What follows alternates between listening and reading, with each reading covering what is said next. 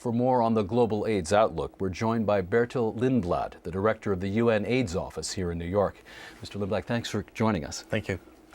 Now, the report talks about new AIDS medicines that are helping people to live longer. Are there still newer medicines that are coming online that could help extend people's lives? No, the important point is that there are now about 42% of people in need of antiretroviral treatment that do receive treatment, and that also is the reason why we have the largest number of people living with HIV than ever before, 33.4 million, due to the fact that we have more people on treatment. However, it's also important to note that almost half of those who need antiretroviral medicines still do not receive them. So that's one reason why the Where might those people be concentrated? What regions of the world are people not getting the AIDS treatment that they need? Well, that figure is global. There may be people even in a country like Russia who need treatment that do not receive it for several reasons. But the fact remains that sub-Saharan Africa remains the hardest hit region in the world, with over 20 million people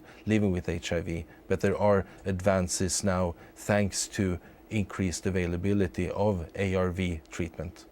Now, South Africa used to be a place that was accused of dragging its feet in the fight against HIV/AIDS, Right. But they've made enormous progress, and there was an announcement just the other day suggesting a new way of getting AIDS medicines to very young South African children. Is that a positive step? It's an incredible development, and in fact it was President Zuma himself in South Africa who at the end of October gave a major speech announcing that on World AIDS Day, which is today, he would call a major rally in Pretoria, and this has just happened hours ago, and our executive director Michelle Sidibe was there, and in fact he announced a full package of measures for South Africa for both HIV prevention and treatment, and this is quite significant given the political role that South Africa plays, not only in Africa but in the world. Now, briefly, there are reports that the United States, U.S. officials, may be changing their strategy toward how